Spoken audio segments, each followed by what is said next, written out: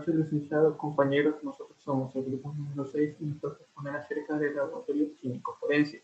Hay que decir que vamos a decir conceptos claros para poder entender qué es un laboratorio químico forense y cuáles son sus funciones. Como antecedentes tenemos que en el año de 1889 en Francia se realizó una de las primeras investigaciones registradas en la química forense. La misma fue encabezada por el francés Alexandre Lafayette, quien logró reconocer el cadáver de una persona desaparecida, efectuando una investigación mediante análisis de una hebra de cabello de la misma víctima. Hay que decir que los laboratorios para esa época eran como clandestinos, ya que era una ciencia que iba surgiendo y no todos tenían la posibilidad de tener uno. Entre los primeros laboratorios tenemos que se hicieron en los áticos de los juzgados, a pesar de que ayudaban a la investigación de los delitos, esos no tenían tanto poder económico ni tampoco las herramientas para hacer uno formal. En el análisis de partículas de polvo por Edmund Lockhart le llevó a desarrollar una de las principales y fundamentos de la ciencia forense, que decía, un criminal deja algún rastro en la escena del crimen y se lo lleva. Llamó a este principio el principio de intercambio. Utilizó esta nueva y poderosa técnica para vincular a los sospechosos con la escena del crimen, mediante el examen de pelos, fibras y polvos que estos dejaban. Hasta la actualidad, este fue uno de los mejores hallazgos que se han hecho en los laboratorios en la química forense, hasta después de la llegada del ADN. Cuando hablamos de la prueba del ADN o el ADN, hay que decir que cuando se investigaba un delito se utilizaban las muestras de sangre o de las huellas dactilares, pero esta no era muy recomendable ya que su proceso llevaba mucho tiempo y atrasaba el juicio, por lo cual cuando apareció la prueba del ADN, esta la reemplaza, ya que esta es mucho más certera con los medios de prueba y con el análisis de los sospechosos. Hay que decir que también que el ADN en sus inicios no fue tan recomendado cuando se hacía la prueba de paternidad, ya que el ADN, como era muy vasto, esa prueba se tardaba 6 meses. Pero esto fue cambiando, ya que en el año de 1996, en el Reino Unido, se hizo un análisis de los sistemas biológicos que tiene la persona, por lo cual con esa recopilación se pasó que la prueba de paternidad pasara de 6 meses a 15 días, máximo un mes. En cuanto a la conceptualización, cuando hablamos de un laboratorio común, tenemos que decir que son aquellos que cualquier persona que tenga un conocimiento limitado o bajo puede hacer cualquier investigación o experimento. Cuando nos referimos al laboratorio químico, es un lugar donde se realiza la observación de características científicas, en las que se obtiene información generalmente de forma de datos, que conducen a la elaboración de un informe una vez que se cumple todo el trabajo del laboratorio. Cuando hablamos de laboratorio químico, aquí no es donde se hace toda la investigación completa, sino que aquí se hace el muestreo y se hace una valoración y se anotan todos los datos que se tienen para que posteriormente, más adelante en el laboratorio, se haga un informe total. El laboratorio forense permite a los organismos del orden público investigar las escenas del crimen, identificar a los delincuentes, resolver crímenes y producir las pruebas forenses para el uso en un tribunal de justicia. En el laboratorio forense aquí sí ya vemos que se está investigando el crimen. Aquí sí se pueden hacer ya como se llama, se pueden hacer ciertas aseveraciones o resultados. En el caso de un homicidio, se está investigando un cuerpo y tiene 3 impactos de balas. Por simple lógica podemos deducir que los impactos de balas lo asesinaron, pero aquí en la investigación puede arrojar que previamente se le utilizó ciertas herramientas como ahogamiento para asfixiarlo y matarlo principalmente por esa causa, no necesariamente por los impactos de balas. El laboratorio químico toxicológico atiende las solicitudes de análisis de evidencias físicas, biológicas para identificar la presencia de drogas, alcohol, venenos y otras sustancias de interés para la investigación forense.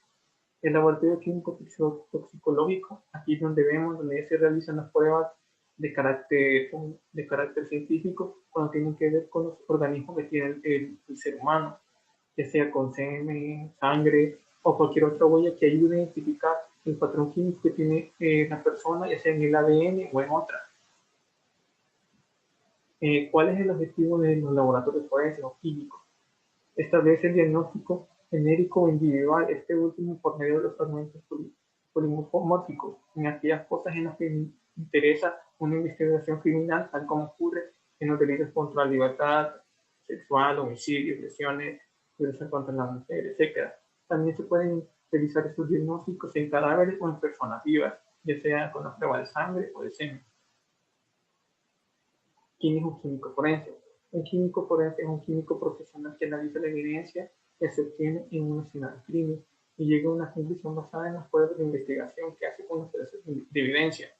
El trabajo del químico forense es identificar las características de evidencia como parte del proceso más grande para resolver el crimen. Los químicos forenses son una ayuda para el sistema judicial, ya que estos se encargan de investigar todos los medios de prueba y peritajes que se hacen y se les solicitan, ya que estos también pueden llegar al tribunal y mediante el análisis que estos hacen pueden dar una aseveración, así pudiendo ver quién tiene la razón en un proceso, ya sea la parte acusada o la fiscalía.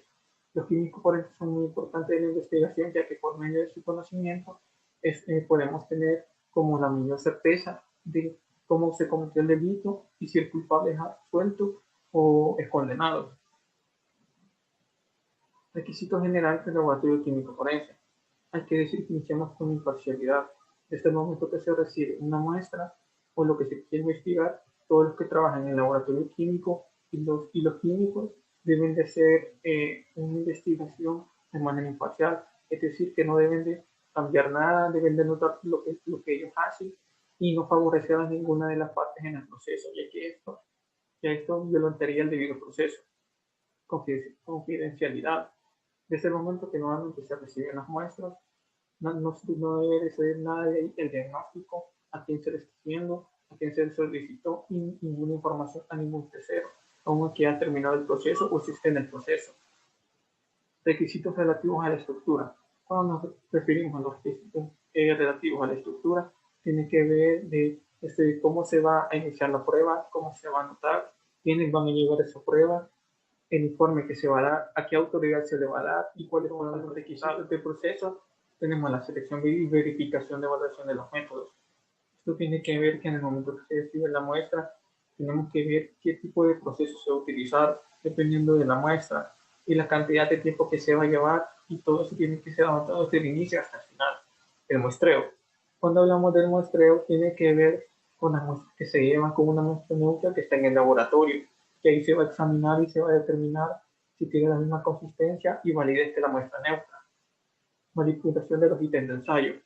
Desde el momento que se lleva una muestra para investigar y también una muestra que se tiene en el laboratorio de forma neutra, se tiene que ver qué tipo de mecanismos se van a utilizar y cuáles no. Todo esto debe también de ser anotado. No todos pueden ser utilizados en el mismo proceso. Incertidumbre y validez de los resultados. Cuando hablamos de incertidumbre y validez de los resultados, tiene que ver que cuando se hace el muestreo, arroja ciertos parámetros o resultados. Si estos coinciden con la muestra neutra, es decir, que esta investigación resultó exitosa y no hubo ninguna interferencia y no hubo ningún agente exterior que resultara diferente a la muestra neutra. Requisitos del informe. Una vez que se hace la investigación, se hacen los pasos anteriores, aquí se deben de llevar un reporte de todo lo que se hizo, que se utilizó, que arrojó la muestra.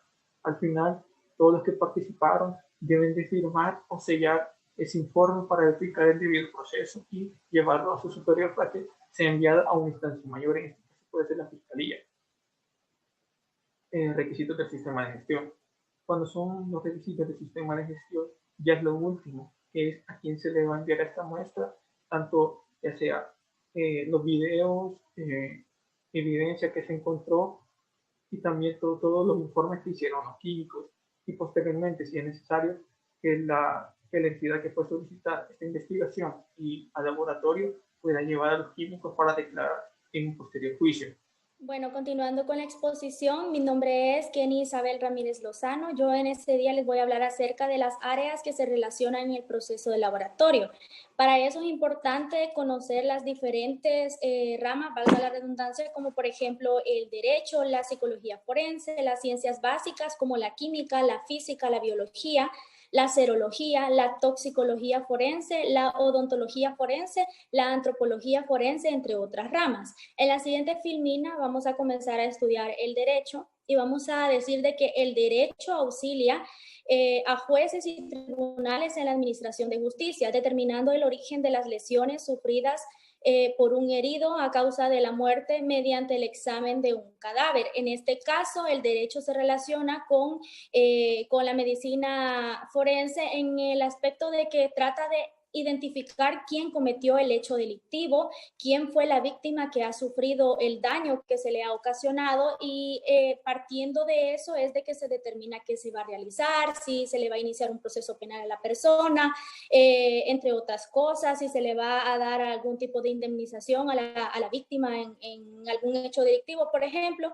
en una violación, entre otros delitos. Entonces, esta es la principal finalidad que tiene el derecho en relación con la medicina forense. Vamos a pasar a la siguiente filmina para estudiar otra de las ramas en la cual encontramos la psicología forense. La psicología forense es aquella que se aplica en los procesos judiciales para aportar conocimientos sobre el comportamiento humano que ayuden a resolver los casos. La psicología forense en este caso tiene principalmente dos finalidades.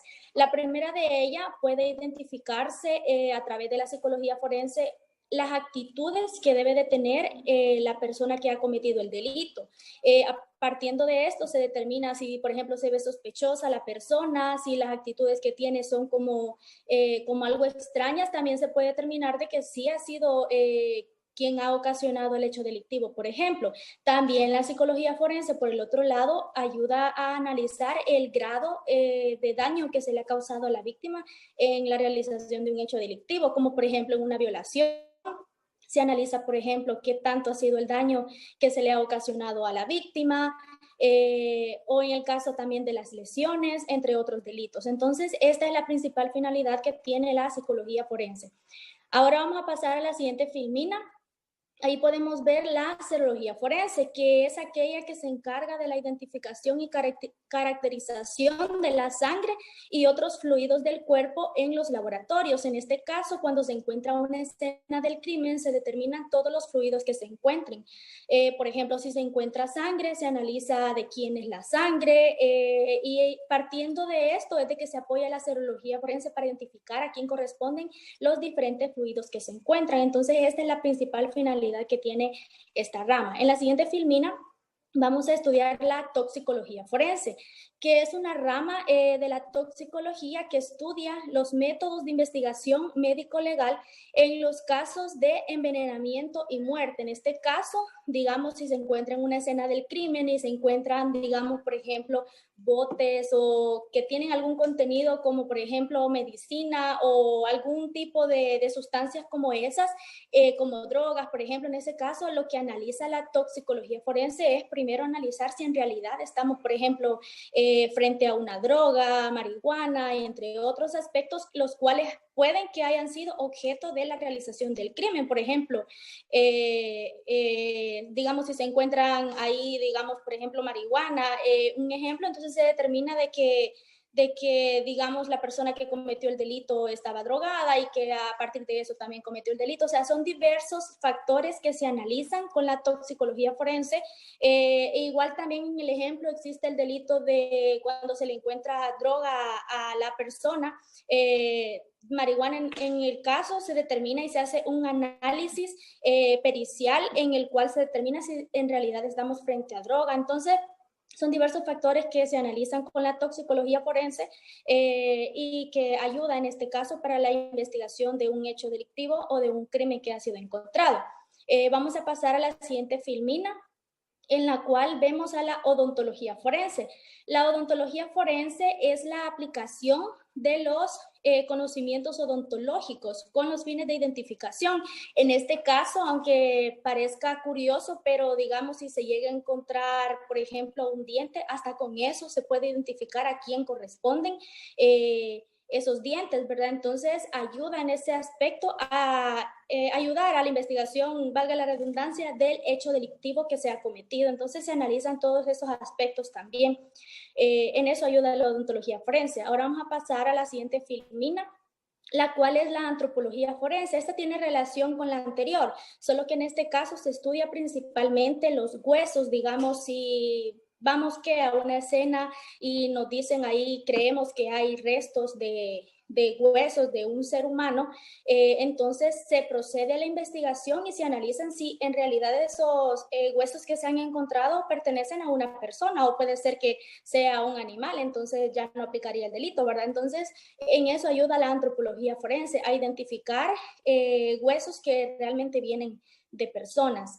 Vamos ahora a la siguiente filmina, en cual tenemos la entomología forense, que es el estudio de los insectos y ácaras, los cuales se encuentran sobre un cadáver, por ejemplo. Digamos, si una persona distinguimos que ha sido muerta y digamos, tiene algunas señas de que algo le picó o algo provocado por alguien, ¿verdad? O no sabemos.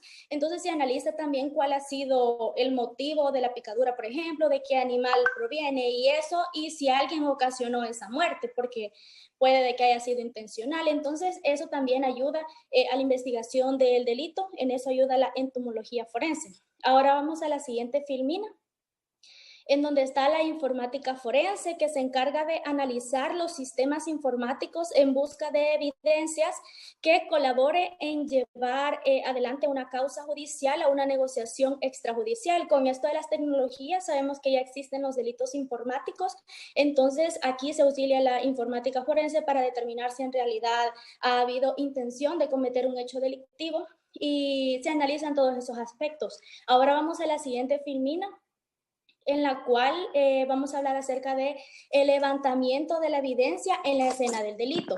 Como bien sabemos, para identificar, digamos, se llega a la escena del crimen, hay que seguir una especie de protocolo, se debe de seguir una serie de líneas para levantar la evidencia y no alterarla. Uno de estos son los que observamos, que se procederá a levantar todas las evidencias con valor sensible significativo, es decir, que tiene que levantarse la evidencia de una manera cuidadosa, de tal manera que no se altere. La siguiente, las muestras se referenciarán de forma individual antes de su fotografiado y o video grabado y levantamiento. Además, se fotografiarán las evidencias de forma precisa, con fotografías de conjunto general y de detalle. Las evidencias solo se manipularán estrictamente en lo necesario. Además, se levantarán las evidencias en forma separada, evitando mezclarlas. Por ejemplo, lo que les mencionaba anteriormente, en el caso de que se encuentren fluidos, hay que separar, por ejemplo, la sangre, si ha sido también una violación, el semen que se encuentra, o sea, se separan las sustancias de tal manera que no imposibilite identificar a qué persona corresponde, ¿verdad? No se mezclen los fluidos y las evidencias que se han encontrado.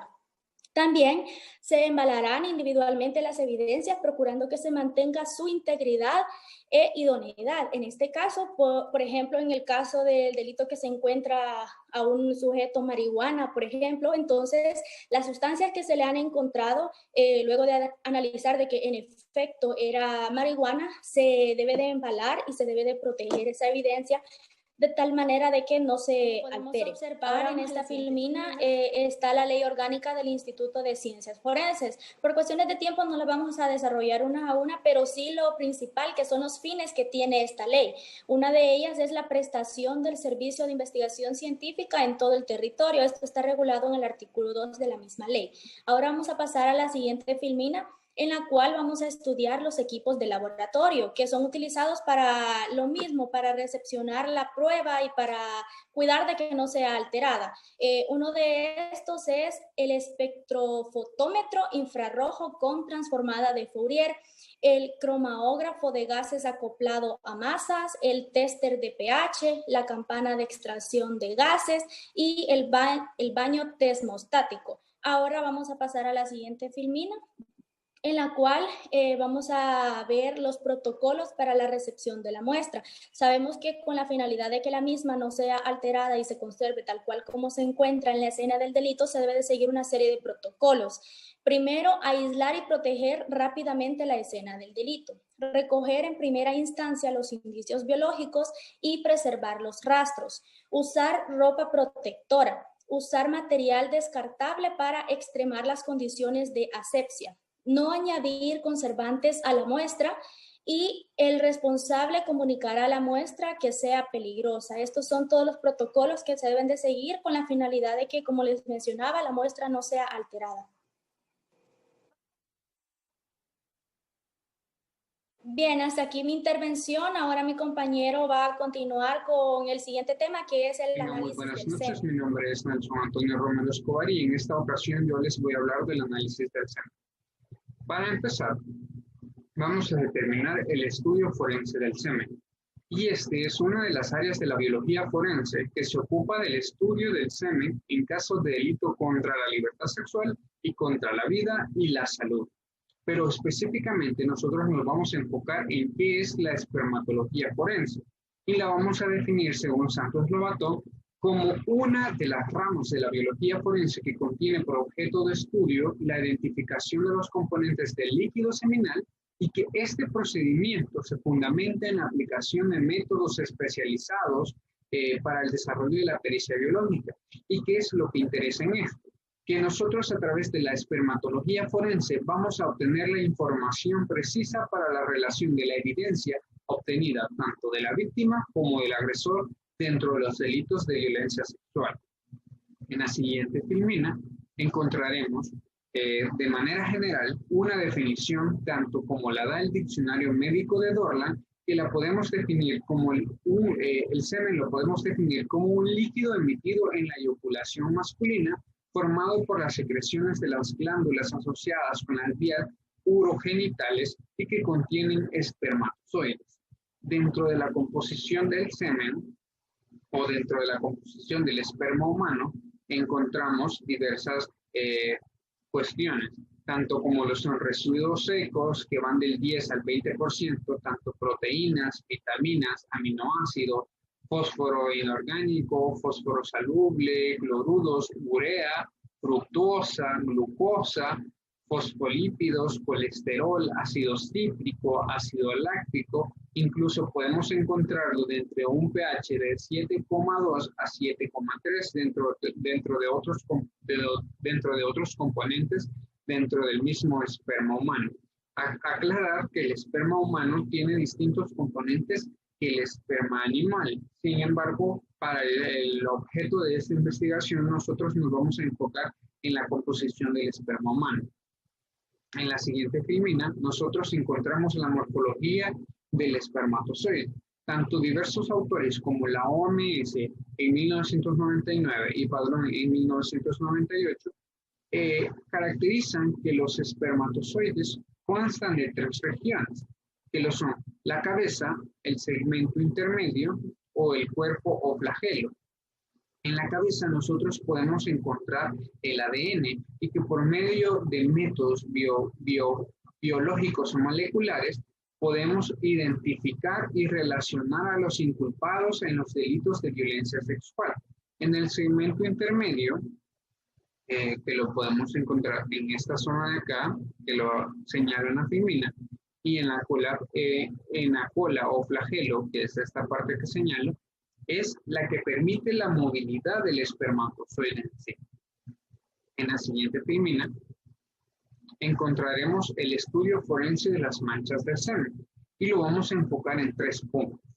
El análisis o el estudio de las manchas del semen lo vamos a enfocar tanto en los casos de la víctima, en el caso de prenda de la víctima y en el caso de prenda de vestir del sospechoso.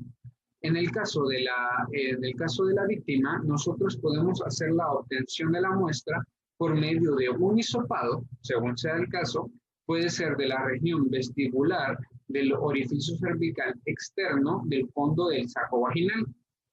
Posterior a ello, con la ayuda del espéculo vaginal, se obtienen los indicios tanto del semen o del esperma dentro de la vagina. En el caso de la prenda de la víctima, esta debe de procurarse que esté secas perfectamente a temperatura ambiente y esta se recomienda que sea embalada dentro de una bolsa más grande que la prenda para que ésta no se dañe. Al igual que el caso de la prenda de vestir del sospechoso, debe ser embalada en distinta bolsa que la prenda de la víctima, en el caso para que no exista un contacto y ésta pueda verse alterada. En la siguiente filmina encontraremos los métodos de orientación, que son los métodos o diferentes técnicas que permiten la evaluación de las manchas seminales. En la actualidad se aplican estos métodos. Uno es el método físico, dos, el método microcristales fotográficos, colorimétricos y el método de certeza. Para seguir con la exposición, vamos a determinar los factores que influyen en la recuperación del semen. Estos pueden ser considerados de la ausencia de los restos seminales que pueden obedecer a las características fisiológicas propias del agresor, debido a que estos pueden haber tenido intervenciones quirúrgicas como lo son la vasectomía. Además, se pueden relacionar otros como el uso de preservativos por parte del agresor. Esto impide una recuperación del semen dentro de las prendas, etcétera, o que haya un contacto con la víctima. Incluso se puede hacer de otros métodos, pero esto es uno de los que influye en la recuperación del semen. También se puede hacer si impide la recuperación del semen la realización de lavados vaginales, anales, bucales por parte de la víctima antes de un análisis. La degradación del líquido seminal por efecto de los enzimas, pH o flora bacteriana.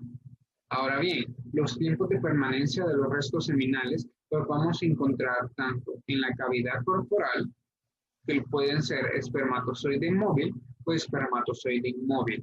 Dentro de la vagina y el cervix, nosotros podemos llegar a encontrar espermatozoide móvil, ya que permite la reactivación del mismo. Dentro de la boca, el recto y el ano, solo vamos a poderlos encontrar de manera inmóvil a partir de las 2 horas, a las 31 horas, de las 4 horas a las 113 horas o de las 2 horas a las 44 horas. Nosotros vamos a encontrar el recojo de la evidencia seminal. Este proceso es realizado por el perito que con destreza y habilidad recoge todos los objetos encontrados dentro de la escena del crimen para ser posteriormente analizado, siendo realizado en materiales porosos o absorbentes, materiales compactos, no absorbentes, en la superficie de la piel, en la prenda de tela, procedencia de la víctima o del agresor, u espacios, como yo le decía anteriormente, el tipo de embalaje que se tiene que hacer con estas prendas, en hisopados de la secreción vaginal o balano o prepucial, como lo decía. El recojo de la evidencia seminal debe ser de una manera exacta y debe procurarse no tener un contacto con otros elementos que pueda incriminar o viciar, por decirlo así, la prueba pericial. ¿Ok? Esto es todo hasta este caso. Ahora les dejaré con mi compañera Jessica. Mi nombre es Jessica Joana Blar González. En este momento les hablaré un poco acerca del análisis de fibra. Ahorita les voy a hablar acerca de la definición. En ella se encuentra la fibra textiles, hilo y textiles. En la fibra, la estructura de origen animal, vegetal, mineral o sintético, parecida al pelo. Su diámetro no suele ser superior a centímetros. En las fibras textiles se refiere a las que pueden hilar o utilizar para fabricar telas mediante operaciones como tejido, trenzado o fieltrado. En hilo, la hebra larga y delgada de un material textil conformado por una o más fibras. En los textiles, término genérico aplicado generalmente a las telas tejidas, pero hoy se utiliza también para filamentos, hilazas e hilos sintéticos, así como para los materiales tejidos. En este momento les voy a hablar acerca de la casuística forense en el análisis de fibra, donde tenemos el homicidio, el secuestro, el abuso sexual, el hurto y los accidentes de tránsito. En las tomas de muestra tenemos lo que son los textiles, la fijación, hilos y fibras y embalaje. En los textiles podemos decir que están las manos, pinzas y muestras secas. En los hilos y fibras tenemos las pinzas, materiales adhesivos y material electroelástico. En la fijación tenemos lo que es la fotografía, video y esquema. Y en el embalaje tenemos lo que es el embalaje individual en papel, en plástico y debidamente marcado y rotulado. En los usos de fibras naturales tenemos la hamaca y el cáñamo de Manila, fabricación de cordeles y revestimientos para cables telegráficos. El algodón, que es la elaboración de hilos y telas, de las semillas se extrae aceites para alimentos. El cáñamo se utiliza en la manufactura de cordeles. La estopa se usa para empaque. La boccia, utilizada para la producción de cordeles gruesos y materiales para costar. El lino. Sus fibras son materia prima para la textilería. De las semillas se obtiene aceite para pintura sobre óleo. Eramio. Las fibras se utilizan para producir hilazas y cuerdas gruesas, cables, cordeles, aislamientos de cables, tuberías para incendio, redes para pesca y bandas industriales. El sisal se utiliza para elaborar cordelería marítima por la acción de resistir el agua salada. El yute, por su propiedad de flexibilidad y brillo, se utiliza en el tejido de alfombras de tela para muebles y cortinas. En la clasificación de las fibras textiles tenemos las naturales y las hechas por el hombre. En las naturales tenemos animal, vegetal y mineral. En las animales tenemos la lana, la seda y el pelo. En el vegetal tenemos el algodón, el lino, el yute y el ramio. En el mineral tenemos el amianto y el asbesto. En las hechas por el hombre tenemos los polímeros sintéticos, que son las poliaminas y el poliéster. Y tenemos los polímeros artificiales, que es el rayón y el acetato. Y en otras tenemos las acrílicas. En las principales técnicas utilizadas en un análisis comparativo de fibra textil tenemos las características de fibra, que es mediante este análisis se pueden establecer las similitudes y diferencias en el tamaño, desgaste y disposición entre la urdimbre y la trama de un textil. De igual modo, se pueden comparar diferentes muestras textiles a fin de establecer fuente común de origen. En los métodos ópticos y electrónicos tenemos el examen óptico, que permite observar el aspecto general de una fibra y determinar sus principales características. Las dos preparaciones son examinadas con diversas dimensiones con microscopio Lex o Block 2 acoplados a una cámara de videosonido. En los métodos químicos acoplados a la óptica tenemos la medición de longitud a escala microscópica, que tiene por objeto la determinación de medidas de longitud sobre las particulares o fragmentos que pueden establecer características individualmente. Por ejemplo, tenemos la determinación de características de clase a través de la medición microscópica de campo y estrías en proyectiles disparados por armas de fuego. Asimismo, se pueden realizar mediciones de partículas de diferentes muestras del suelo, a fin de establecer diferencias en cuanto a su naturaleza. En el análisis cualitativo por disolución, tenemos que se utilizan solventes químicos más o menos específicos de la materia interesada. Este método no es normalizado, interviene pues más a menudo como ensayo de orientación para determinar la naturaleza de la fibra. Los ensayos de disolución revelan que las fibras de pregunta y de comparación son solubles en dimetilformamid de caliente. En el análisis térmico tenemos que es prácticamente sistemático. Se realiza sobre el sistema de análisis térmico FP80 Metler. La muestra dispositiva de un crisol transparente de 0,0 centímetros de diámetro interno introducido en una platina caliente ubicada bajo el lente de un microscopio. Este dispositivo permite observar los fenómenos de fusión cuando se eleva la temperatura. La utilización de una cámara de videosonde acoplada al microscopio permite visualizar el comportamiento de las fibras de calor. En los análisis físico-químicos tenemos también la espectrofotometría infrarroja con transformada de Fourier y la cromatografía sobre la capa delgada de alta eficiencia. En este momento abarcaré los tres. Que la espectrofotometría de absorción infrarroja con transformada de Fourier genera la obtención de espectros característicos de la estructura molecular del compuesto. Los análisis son realizados sobre un espectrómetro infrarrojo con transformada de Fourier Nicol 710, equipado con un detector de TGS en el marco de las frecuencias, pasando de 4000 a 400 centímetros. Estos espectros son semejantes entre sí. Los números de onda de 2239 a 2238 centímetros son observados repetitivamente por las fibras de la comparación y de preguntas.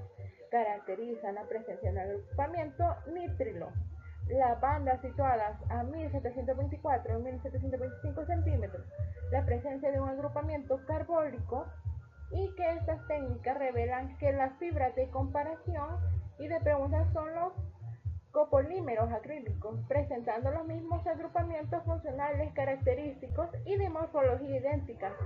Después de determinar la naturaleza de morfología de estas fibras, la cromatografía sobre capa delgada de alta eficiencia, que es el método químico de separación, permitirá comparar sus colorantes. Los colorantes extractados de una placa de silicio por medio de un aparato automático del CAM y del Dinormat 3. En este momento seguirá mi compañera. Mi nombre es Brenda Lizeth Pires Vázquez. Continuando con la exposición, ahora corresponde hablar sobre el análisis forense de la sangre. Los análisis de sangre se utilizan en la ciencia forense para ayudar a identificar a las personas que pueden estar involucradas en un delito. Los análisis de sangre se utilizan en los casos de crímenes sangrientos o del lugar del accidente para ayudar a identificar a las posibles víctimas, entre otros. En cuanto a la identificación de este análisis, se dice que la prueba de sangre en medicina forense se realiza por los científicos cuyo trabajo consiste en descubrir y examinar las huellas físicas de la sangre. Esta prueba se utiliza para establecer una sucesión entre los presuntos delincuentes, las víctimas y la escena del crimen o lugar de los hechos. Los científicos forenses reunirán sangre encontrada en la escena del crimen y la prepararán para una serie de pruebas químicas. Además, lo que es el análisis de sangre forense cuenta con lo que es la verificación. La verificación es un análisis de sangre que comienza con un proceso de verificación de una muestra encontrada en la escena del crimen. En algunos casos puede ser necesario establecer que el fluido en realidad es sangre. Además, en lo que es el análisis de sangre, esta cuenta con lo que son algunos tipos. Uno de los primeros pasos en el análisis de sangre forense es determinar el tipo de sangre. Esto se hace típicamente en una investigación forense utilizando el sistema ABO, que es una prueba sencilla que puede excluir rápidamente un individuo cuando las muestras de sangre no coinciden por su tipo. Además, entre los tipos que se encuentra está lo que es el factor RH y el ADN. El factor RH es el análisis forense de sangre, también analizado por el factor RH, que este factor es una proteína conocida que se encuentra en la sangre de algunas personas. El resultado de este factor son A positivo o A negativos.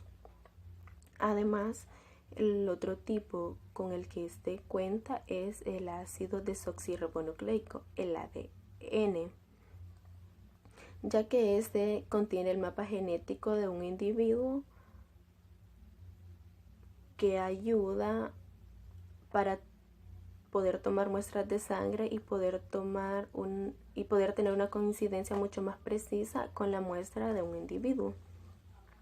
En cuanto al buscar evidencia de sangre, el forense debe tener en mente las siguientes interrogantes: que si en realidad el fluido es sangre, si es humana o de animal, a cuál clasificación pertenece, cuál es la edad de la mancha y de qué parte del cuerpo es.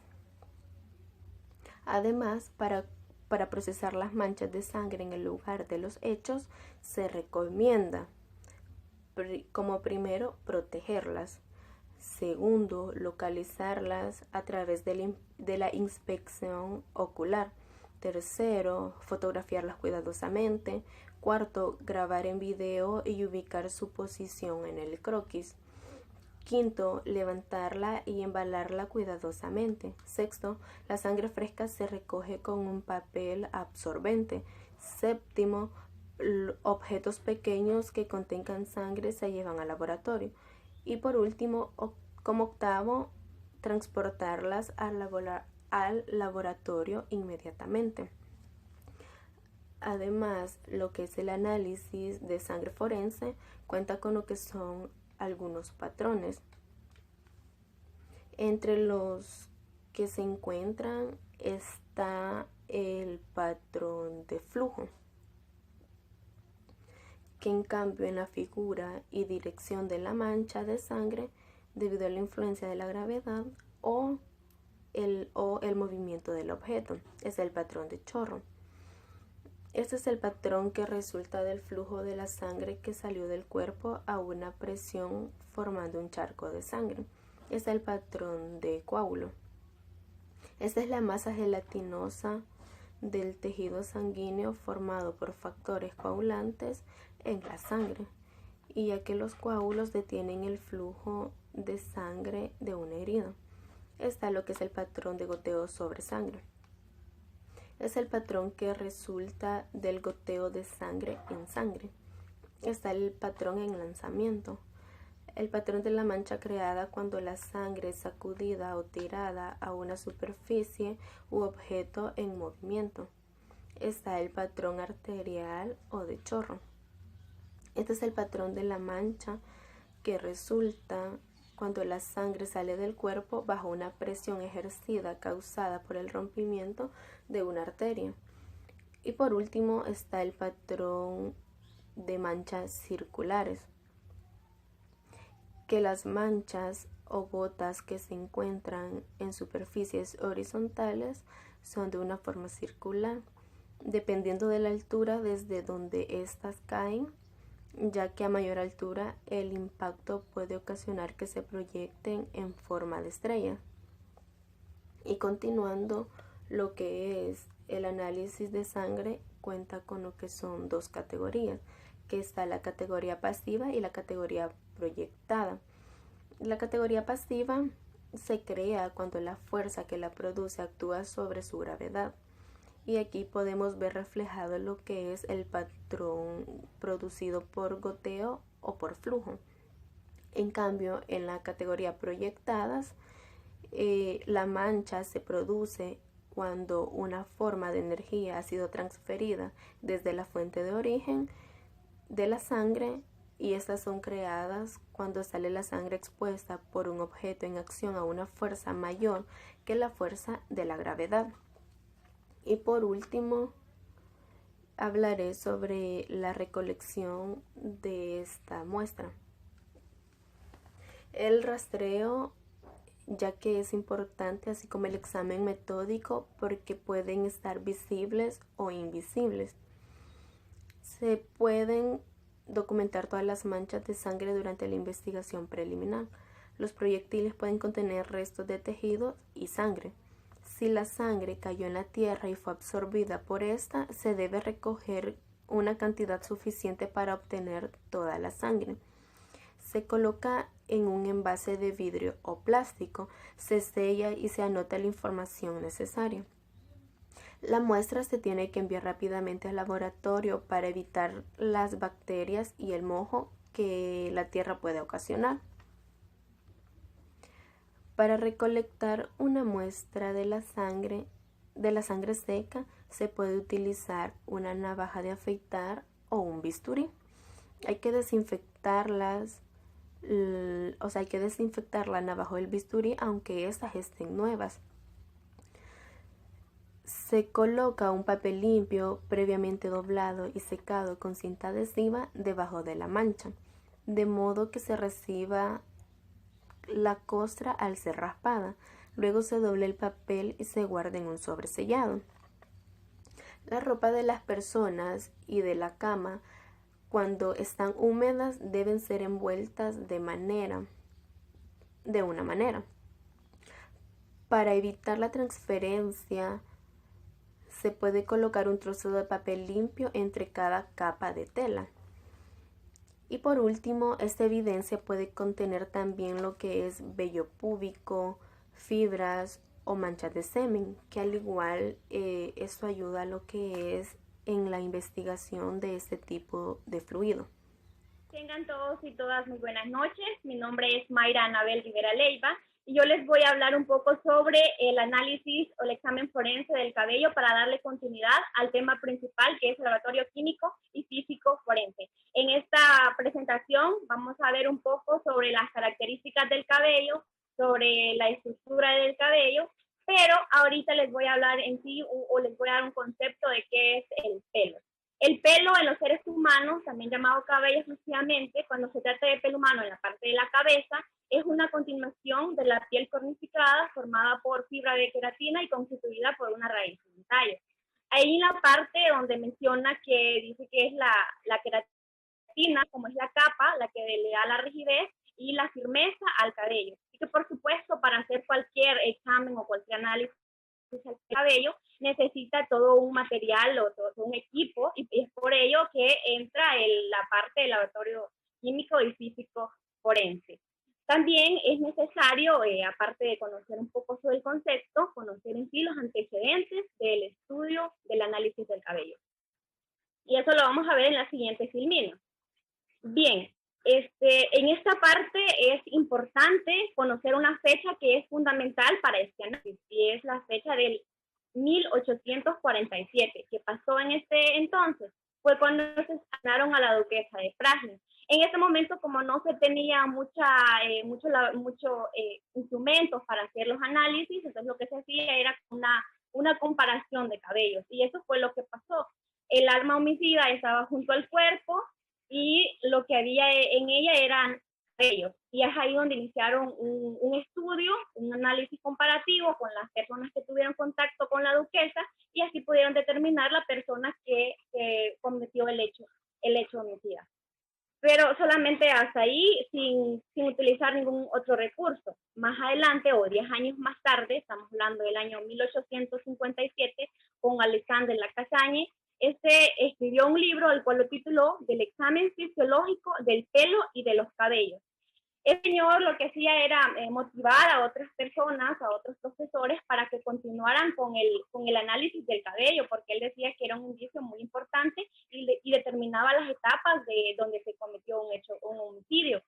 Y tuvieron la oportunidad de hacer un análisis a unos cuerpos donde solamente quedaban los huesos y el cabello, pero lo hicieron casi similar, la misma que el año 1847, porque solo hicieron unas comparaciones con los testimonios de los familiares y pudieron determinar a través de la comparación de quién le pertenecían esos restos. Ya en el año de 1869 encontramos al profesor alemán. Escribió un libro titulado El pelo humano y su significación fisiológica, patológica y forense. Hasta ese momento no se tenía mayor conocimiento acerca del pelo, pero ya con este libro se empezaron a tener conocer un poco sobre las características del cabello y determinar, por ejemplo, si el pelo de una mujer es igual que de un hombre, si el del hombre es igual que el de un niño o un pelo teñido, y así diferenciaba con el pelo de un animal también. Ese libro marcó mucho la trayectoria de este análisis. Posteriormente, y en sí, quien marcó el análisis fue Hans Gross en el año 1893. Hasta ese momento dijeron que, ya tomando en cuenta en sí cómo había venido la historia con la comparativa y después ya conociendo un poco las características, se dijo que el pelo era indispensable estudiarlo porque si alguien moría envenenado, dura 5 días el veneno en la parte de la raíz del cabello. Entonces ahí empezaron a darle más importancia a dicho estudio.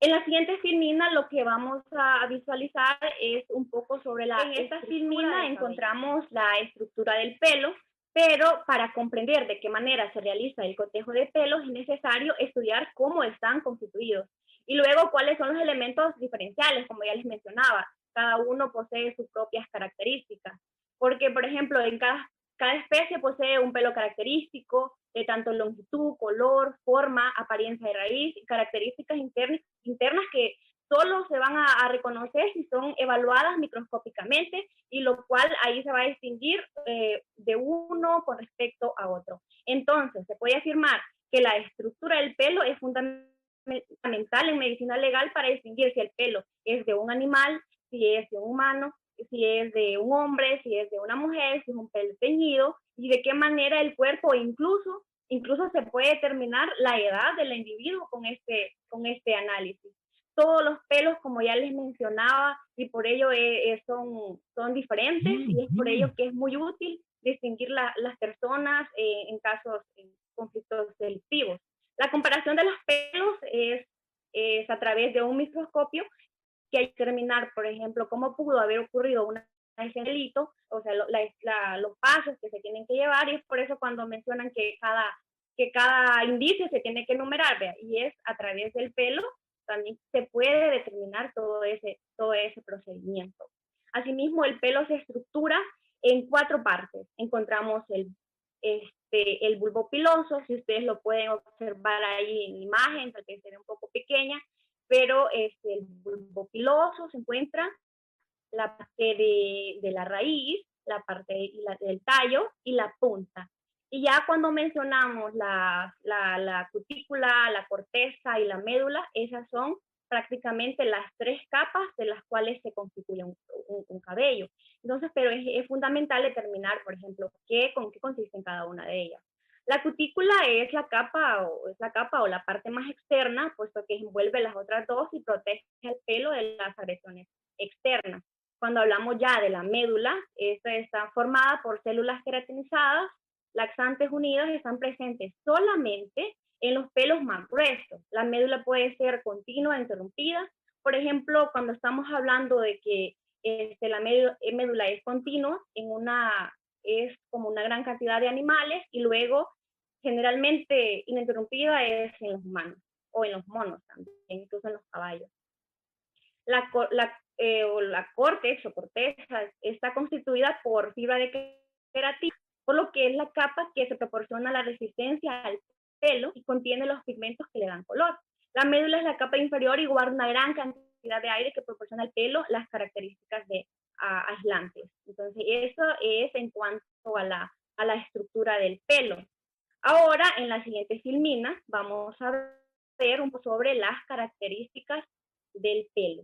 Bien, como ya les mencionaba, cada pelo se distingue, si es de un animal, si es de un humano, pero en esta parte vamos a ver principalmente el pelo humano. Entonces, dentro de las características se encuentran la textura, que está fina, es delgada, la cutícula tiene escamas pequeñas, canas cerradas y que rodean todo el tallo. También tenemos la médula estrecha como otra característica, fragmentada o ausente, y la corteza gruesa, que tiene de 4 a 10 veces mayor que el grosor de la médula. Y por último tenemos lo del pigmento. Como les decía, con respecto a lo de las características del pelo, no hemos profundizado mucho en esto, nos hemos centrado más en cuanto a las características del pelo humano, pero les voy a hacer una pequeña mención al respecto. Con respecto a estas características, al ser analizadas son sumamente distintas, se observan distintos colores, por ejemplo, a veces van de gris, café, rojo, otras estructuras que son demasiado finas, y eso es lo que hace la distinción entre el pelo humano. Ahora, en cuanto a las características, hablaremos solamente eso al respecto, pero también es importante después de eso tomar en cuenta la toma de muestras, cómo se va a desarrollar la toma de muestra en una escena del delito. Esto lo vamos a ver, nosotros veremos es cómo se realiza la toma de muestra de un cabello. En la primera parte, si ustedes se observan bien, dice que tienen que ser levantados con una lógica de clasificación. Esto es lo que el licenciado ya nos ha explicado en clases anteriores, que dice que cada muestra o cada hallazgo tiene que ir enumerando lo que 1, que 2, que 3, según cómo se vayan encontrando. Por ejemplo, quiero mencionarles que cuando el médico forense examina un cadáver durante la autopsia, deberá levantar previamente todo el pelo adherido como a las ropas, tiene que levantar el pelo adherido a los relojes, si anda cadenas y todas esas partes, o incluso tiene que levantar los pelos adheridos a las uñas, porque se puede hacer un delito de un delito sexual. Entonces todo eso tiene que ir con la lógica de clasificación, uno por uno, y el lugar donde fue levantado. Al levantar los pelos del escenario de un hecho de un homicidio, se debe señalar, por ejemplo, Con un croquis planimétrico, tiene que ilustrar todos los lugares donde se encontraron los indicios. Ahí en la filmina hemos puesto una pequeña imagen de cómo se va a realizar y tiene que indicarse, como ya les hemos mencionado, esa secuencia numérica, porque es muy importante para luego determinar, vea, cómo se desarrolló ese hecho con esa escena delictiva. Con respecto a si se toman los pelos en la cabeza, se hace un análisis en la cabeza de las víctimas o un sospechoso, la metodología de muestreo tiene que ser la siguiente. Como el pelo es sumamente diferente, aunque sea en una misma persona, posee algún grosor, color, entonces para poder identificarlo y que el análisis sea de una manera eficaz, tiene que cortar como 3 pelos de la parte de los 100, otros 3 de la parte de arriba y a la parte de abajo también. Entonces así se va tomando las diferentes tonalidades, los diferentes grosores del cabello y pues también la coloración, ¿verdad? Porque cada uno es diferente. Y otra cosa es que es muy importante, que eso mencionarles, es que cuando se desea muestrar un pelo pubiano, en un caso de un delito sexual, por ejemplo, dado que el mismo se desprende con mucha facilidad, pudiendo depositarse pelos de uno sobre el pubis de otro, se escoge efectuarse una doble toma de muestra. ¿Cómo va a ser la primera? La primera va a peinar toda la parte del vello pubiano, pero ese va a ser el pelo que se encuentra desprendido. Sí, y luego la segunda es que tiene que cortar y hacer ese análisis comparativo de los pelos testigos. Los pelos, pero luego de eso, ¿cómo se tiene que hacer después de tomada esa muestra? Los pelos recogidos tienen que ser colocados en frascos, en bolsitas de nylon. Sin duda alguna, el requisito esencial para la conservación, solo cuando se trata de muestras de cadáveres en descomposición por razones higiénicas, se recomienda que la colocación de estos pelos ya no sea como en bolsitas de plástico o en cualquier otra sustancia, sino que tiene que ser frascos con un cierre hermético. Ese es el consejo que tenemos que tomar en cuenta o que tienen en cuenta los médicos forenses. El cotejo de pelo se realiza con un microscopio comparador y el cotejo se debe realizar siempre, como ya se les he mencionado en un principio, pelo a pelo, uno por uno. No empezar a hacer varios pelos a la vez, porque ya si el análisis o el estudio no va a ser efectivo y no se va a poder determinar pues cómo se desarrolló en la escena o las etapas en la escena del delito. La técnica de iluminación debe ser de luz blanca, transmitida y nunca de luz incidente, ya que el pelo tiene un espesor y un color que requiere ser atravesado por una luz para observar todas las características. Tampoco se deben utilizar filtros polarizados. Entonces, tanto se tiene que ir a hacer la individualización de cada cabello, se tiene que tomar en cuenta la parte de la luz y cómo se va a hacer cada uno, cómo se va a hacer el procedimiento. Entonces, esa manera es que va a ser efectivo. Y con respecto solamente a eso, llegamos con respecto a la toma de muestras.